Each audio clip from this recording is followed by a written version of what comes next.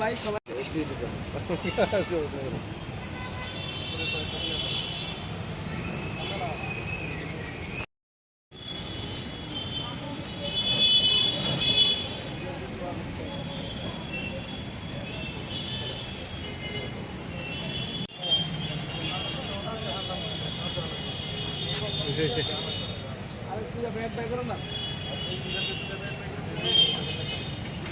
আরো গোসল করি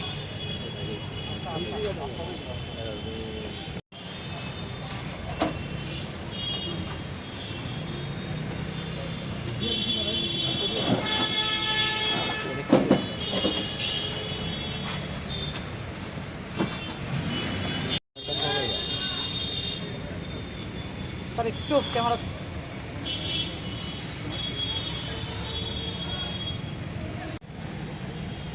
কোন থানা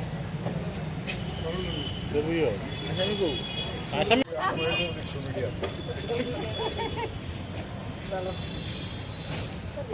একটু দাঁড়াইলে ভালো হলো ভাই ভাই আরে সেটাই পারবে হ্যাঁ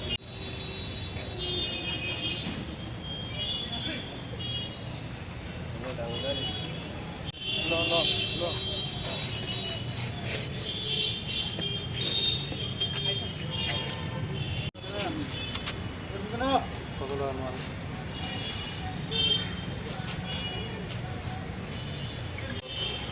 গোপন সূত্রের খবরের ভিত্তিতে গতকালকে আমরা একটা ছোট অপারেশন করেছিলাম। সেখান থেকে একজন আমরা অ্যারেস্ট করেছি, নাম হচ্ছে মিঠু দাস। তাকে জিজ্ঞাসাবাদ করার পর কিছু তথ্য আমাদের কাছে আসে।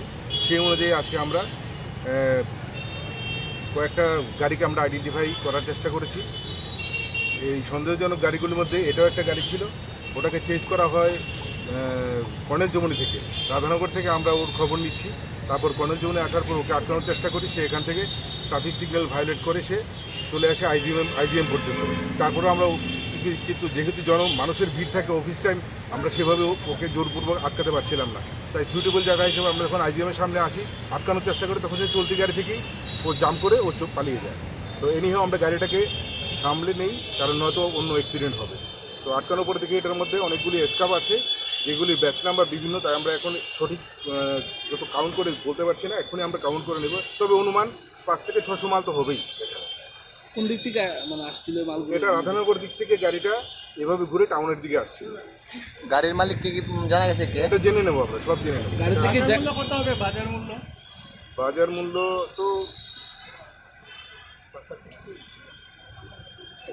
5 থেকে 6 লাখ টাকা। 6 লাখ টাকা। কি গাড়িটা কি ছিল?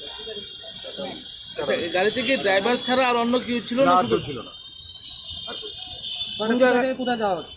এটা আমি জানি না এটা কোথায় মাল ডিসপোজ করবো, সে করার চেষ্টা করছিল। কিন্তু আমরা যখন ধাওয়া করি তখন সে আইজিএমের দিকে চলে আসে। কর্ণেলজমনি হয়ে আইজিএম হয়ে টাউনের মধ্যে ঢোকার চেষ্টা করছে। এই এখন থেকে 1 ঘন্টা আগে। তবে এই টোটালি অপারেশনটা পশ্চিম থানার ওসি জয়ন্ত এবং বর্তলার ওসি এবং অন্যান্য অফিসার মিলে এটাকে সাকসেসফুল বানায়।